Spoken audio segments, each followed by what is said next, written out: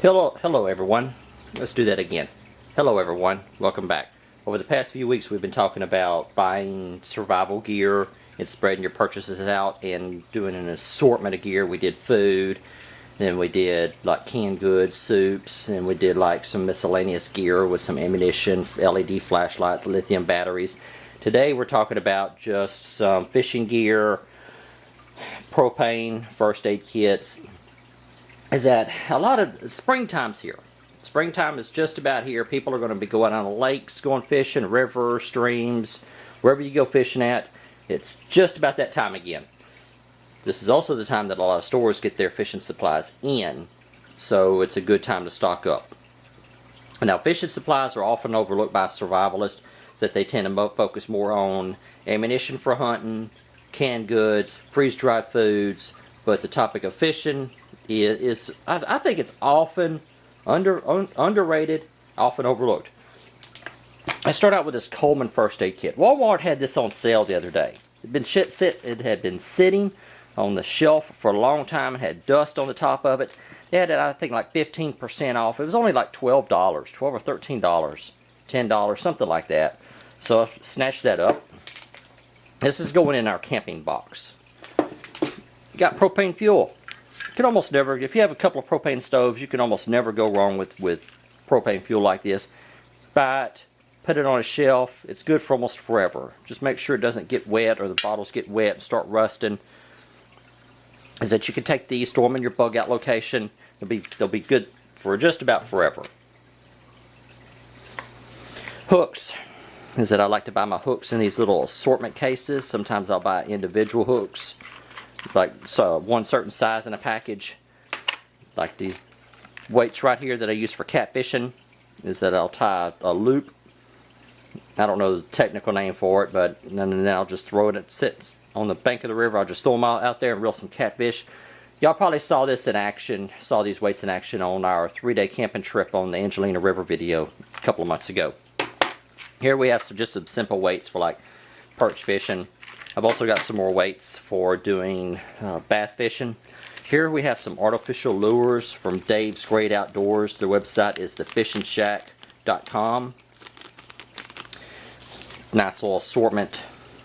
And this is just a small sampling. I've got a bunch of lures from them. Corks. Said I used to buy the plastic one, but I couldn't find those this time. And I call them corks. Most people today call them bobbers. Stock up on those.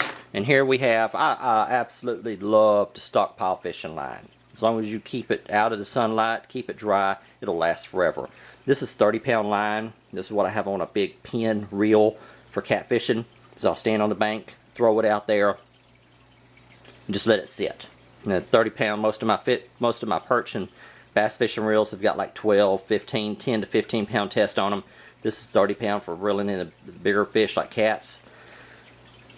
Now, one of the topics that I wanted to touch on today was using fishing gear as a barter item post crap hit the fan situation. Is that if you keep your fishing gear clean, don't let it stay sitting in the water, don't leave your tackle box outside, this stuff will stay good for years. Now I don't know what caused that right there. Well, I do know what caused it. I don't know why. Is that this was laying against an artificial worm in my tackle box. They were out in the sun and like they got hot and just kind of fused together and melted the plastic on this box. I don't know why. I don't know what happened, but the plastic boxes were where the artificial lures were touching, and it's still kind of gooey. I guess the two chemicals or two types of plastics merged in the heat. I don't know. So a lot of times you open those bags of artificial lures up and the worms are just free inside your tackle box. Don't do that. If you've got this other stuff inside there, they'll just kind of like stick to it, melt together, and make a gooey mess.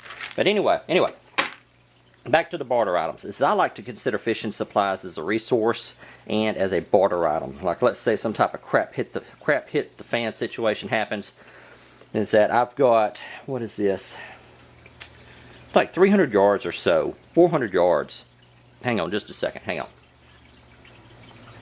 Like this is This is 12-pound test, 700 yards. Let's say that some type of situation happens and I need some seeds for my garden. And we're bartering. We're, okay, well, you need seeds, what do you need? I say, well, I'll give you, how about 100 yards worth of fishing line for 50 seeds?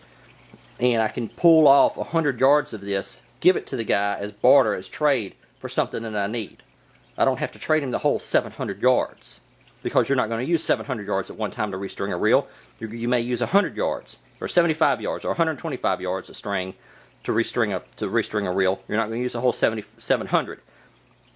And so I've already restrung like 2 reels with this. This one here, I put 125 yards on my pin reel. I pulled all the old line off of it.